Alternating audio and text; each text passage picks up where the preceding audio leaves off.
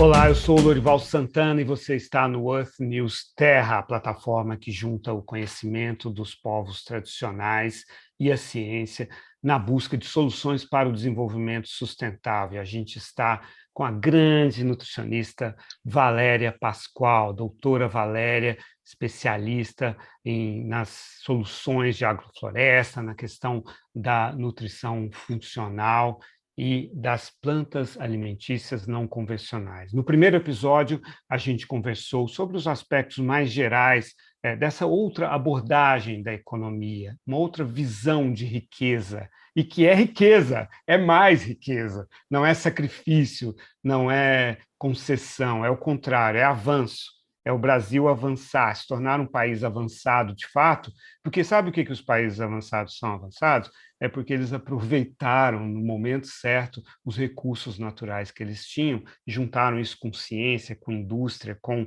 laboratório, com pesquisas e com patentes, e aí eles se transformaram em países avançados. A gente ainda não fez esse trabalho, a doutora Valéria tem uma trajetória que pode nos ensinar como chegar até aí. Valéria, muito obrigado por estar de volta aqui no Earth News Terra, e eu já vou emendando sobre o que você falava do conhecimento ancestral. Eu noto na nutrição, felizmente hoje, né, toda uma tendência de tentar lembrar como que os nossos avós se alimentavam, né? E quando a gente fala de Amazônia, quando a gente fala do Cerrado, desses biomas, existiam povos já morando nesses lugares há muito tempo e que já conviviam com alguns desses alimentos que você mencionou no episódio anterior. A gente podia puxar daí, então, como é que a gente poderia entrar em contato, se ainda está preservado alguma parte desse conhecimento, o que a sua pesquisa tem indicado sobre essa ligação entre o conhecimento tradicional e o que a ciência vem descobrindo?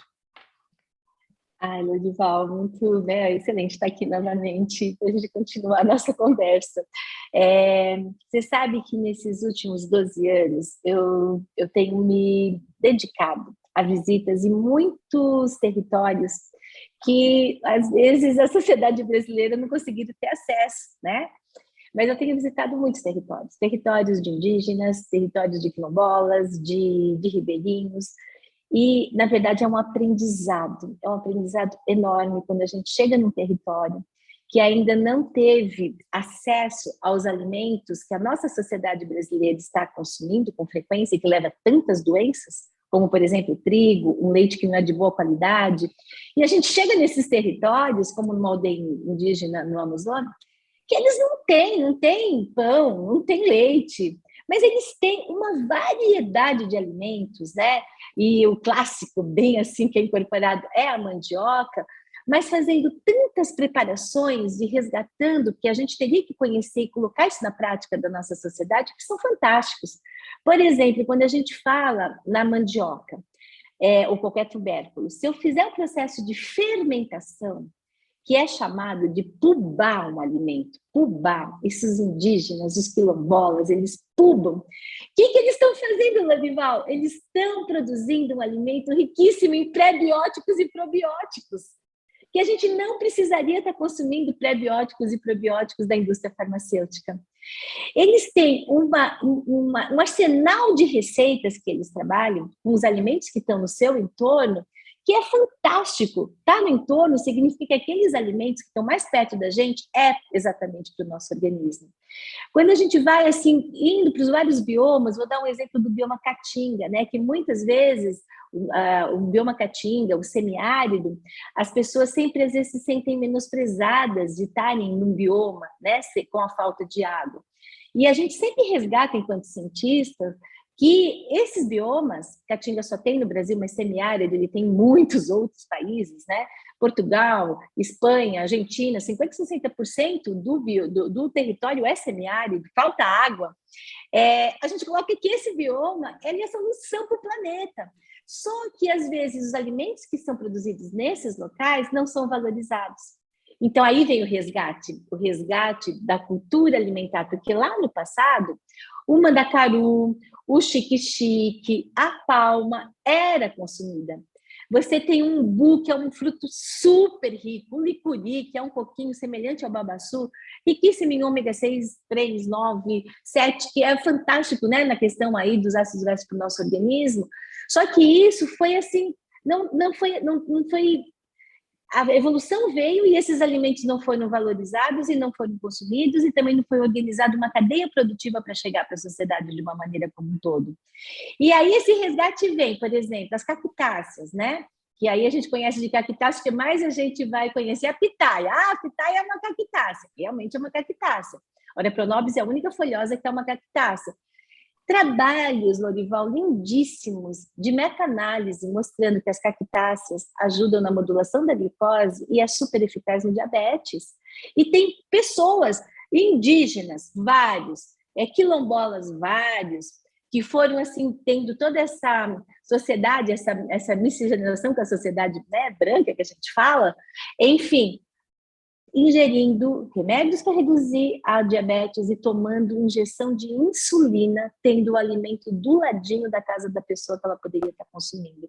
Então, resgatar essa riqueza é fundamental. E você resgata bem desse conhecimento ancestral, tanto dos nossos avós, bisavós, mas dessas comunidades que têm um conhecimento que são muito, muito, muito importante. Então, é muita coisa linda que a gente tem que resgatar, mas aí tem que ter outras formas de organização que a gente pode discutir em outro momento. Como que esse coisa se organiza para esse alimento chegar até a sociedade, né? Uhum.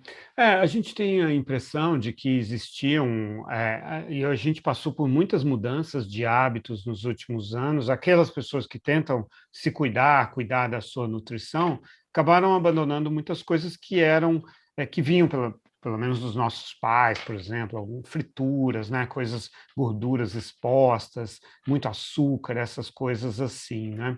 E em que lugar que está uma alimentação que é mais saudável? Em que lugar da nossa história, tanto da nossa história de origem europeia, quanto dentro dessa miscigenação que a gente tem, essa mistura do que vem dos indígenas e dos negros? Quais são os princípios, os hábitos, os pilares que vêm desse conhecimento mais tradicional, mais antigo, e que precisam ser resgatados? Então, exatamente, você já colocou bem a questão aí de pilares importantes, que é uma questão do açúcar, né? Açúcar foi uma coisa que nesses últimos 40 anos assim explodiu. E é muito mais saudável você consumir isso. O açúcar refinado, branco, não tem nessas comunidades tradicionais. É muito mais saudável, por exemplo, você consumir a rapadura. A rapadura, ela tem vitaminas, tem minerais, tem muito cromo, tem compostos fenólicos. Então, tudo que a gente tem, Lorival, que é mais natural, que você vai fazer transformações, mas que você não vai ter que usar, por exemplo, ácidos como a gente utiliza, né, no processo de fazer o açúcar refinado, sal refinado. Então, esses processos mais tecnológicos, eles acabaram atrapalhando bastante a saúde das pessoas. Quando você vai, bem resgate dos africanos, né, e aí dos quilombolas, você chega no café da manhã clássico de uma família nordestina, que tem uma origem mais africana, você não vai encontrar o pão, nem o biscoito recheado, você não encontra farinha de trigo, você vai ter um café da manhã que é feito com milho, que é ancestral e é muito consumido, e aí vai cuscuz de milho, canjiquinha, aí vai as preparações que você tem, mas o milho tem que ser um milho crioulo, não um milho transgênico, que aí isso é péssimo para a nossa saúde e para o planeta e para a saúde financeira do agricultor, inclusive. Você vai ter todos os tubérculos, a mandioca, o aipim, o cará, vários outros tubérculos que são plantas muito resistentes e que se reproduzem ano a ano. E aí, o que você vai começando a perceber nessa questão mais ancestral é que eles acabam utilizando esse alimento de uma forma mais íntegra. Por exemplo, a batata doce. Em comunidades mais tradicionais, eles consomem a folha da batata doce. Como que iam saber que a folha da batata doce tem muito mais beta-caroteno do que a própria batata doce? Então, você vai resgatando a utilização desse alimento de uma forma integral e que hoje esses alimentos de forma integral nem chegam. Se eu quiser comprar a folha da batata doce, eu não acho numa feira, no supermercado para encontrar. Eu não acho, por exemplo, a folha também que a gente consome demais das abóboras, que são várias abóboras que a gente tem. Então, assim, são hábitos que eles consumiam alimentos de verdade, e os indígenas a mesma coisa. Até mesmo o consumo de insetos, que os indígenas é muito clássico, né? Eles têm um consumo de uma proteína que está sendo discutida mundialmente como a solução de proteína para o mundo, que é o consumo dos insetos. Por quê? Para cada quilo de um inseto produzido, como as formigas, que eles consomem bastante lá, é utilizado 1 litro de água, diferente da carne, né? Que aí é pecuária, extensiva, né? Leite, que é para cada quilo consumido 300 a 400 litros de água, e um bem que é um bem raríssimo que vai faltar, né, no nosso planeta. Então, esse consumo sustentável, olhando para a natureza, olhando para toda essa parte de vegetais que ela pode ser produzida e que ela vai reproduzindo de uma forma muito linda e natural, a gente vê que a mudança do nosso hábito vai ter um impacto assim profundo na saúde do planeta, que está na UTI. O nosso planeta está na UTI. E as pessoas perguntam para mim: o que eu faço para tirar o planeta da UTI? Mude seu hábito alimentar. Valorize os alimentos da biodiversidade, os alimentos vegetais da biodiversidade. É isso que você tem que fazer a partir de hoje. Não dá muito mais tempo, não. Isso é muito intrigante, né, Valéria? Você está falando que a saúde do planeta e a saúde humana, elas estão interligadas. Isso é um mistério da vida, realmente. Você disse que existem plantas que consomem muito menos, ou seja, alimentos que, para serem produzidos, consomem muito menos água e que fazem mais bem à saúde do que outros alimentos que vão sugar muito mais água do nosso planeta, que é uma questão vital, a questão da água, e que fazem mal para a nossa saúde. É muito impressionante essa história, né? E a gente tem na nossa vida alguns fantasmas, né? Algumas coisas que nos assombram, que são algumas doenças que estão muito comuns, né? Por exemplo, o câncer, né? O que a nutrição pode ajudar, em que ela pode ajudar a gente a evitar ou prevenir doenças como o câncer? O câncer, como tantas outras doenças, são doenças que a nutrição, na minha área específica, pode ajudar muito. Os estudos demonstram que uma boa alimentação pode diminuir 70% o risco da pessoa ter o câncer. Mesmo vindo de uma família geneticamente com polimorfismos genéticos com câncer, uma boa alimentação pode reduzir em 70% essa expressão. Então, é divulgar muito, porque essa riqueza de vitaminas, minerais, compostos bioativos que esses alimentos têm, e deixar longe do nosso organismo os agrotóxicos, que é uma das substâncias que mais são responsáveis pela expressão do câncer, é o agrotóxicos, são os fitalatos, bisfenol A das embalagens plásticas. Então todo mundo quer comprar os alimentos proteicos para o mês inteiro, as carnes, frango, peixe, tudo embalado em substância plástica que fica no congelador, e todo dia você vai consumindo um monte de fitalatos que aumenta essa expressão. São hábitos suicidas, como lógico o cigarro é um hábito que leva também bastante a questão do câncer, mas pela nutrição, se eu consumir um alimento que não tem migrantes de embalagem, né, que sejam alimentos de verdade, que a gente consiga usufruir o alimento sem substância química, eu vou ajudar muito para essa preservação. E eu sempre falo assim para os meus alunos, né, e para as pessoas que eu acabo conversando, e eu também converso muito com agricultores, a gente faz muito curso para agricultores. Aliás, nesses últimos 3 anos, a VP está fazendo um trabalho que é financiado pelo Banco Mundial em 27 territórios da Bahia. Então, a gente conversa com todos, né? Com indígenas, com quilombolas, com todos os territórios. Eu falo assim, começa a olhar para o seu lixo. Se o seu lixo tem muita coisa para você reciclar, então, tem bastante vidro, lata, papelão, tal, significa que você não está comendo comida de verdade. Porque você come comida de verdade, você aproveita ela integralmente. E ainda a gente ensina muito a fazer a compostagem, que é ter o ciclo vital, né? Eu faço compostagem, não dá para eu usar na minha casa que não é grande? Tá, mas aquela compostagem dá para estar fazendo algum trabalho no terreno do lado, na escola que o meu filho trabalha, estuda, no ambiente que eu trabalho, no meu condomínio embaixo, ao invés de só ter grama, ter comida, punk dá para a gente plantar à vontade, porque elas são tão resilientes que às vezes fica até 6 meses, 1 ano sem água, elas sobrevivendo, sabe? Com a Punk são questão as das plantas chuvas. alimentícias não convencionais, Não né? convencionais, exatamente. Dá alguns exemplos de punks aí para De gente. punk? Ah, tem vários. Então, olha, exemplos, vou até dividir por algumas classes, assim. Punks, punk, não é com S, porque ela é um acrônimo, né? Então, é plantas alimentícias não convencionais. As 3 mais proteicas. Então, vamos lá, para a questão das pessoas que são veganas, vegetarianas, para as pessoas que estão pensando aí na saúde do planeta, de reduzir essa utilização de água, diminuir carnes vermelhas, que tem mais impacto no planeta é o consumo da carne vermelha mesmo. As 3 mais proteicas é a Ora pronobis, a moringa e a chaia. A chaia é essa que está aqui, por exemplo. Olha, ela está aqui nesse vaso. Eu tenho no meu quintal produtivo uma parte todinha de chaia, porque ele é muito fácil dela fazendo mudas. Ó, tem aqui a chaia. Essa chaia que está aqui, que é riquíssima em proteína, que dá para a gente fazer todas as preparações culinárias que a gente faz com o povo, com tantas outras, é muito fácil fazer muda. Você pega, faz muda, que é por isso que aqui você vai plantar, às vezes até na água, a Lorival, ela cresce.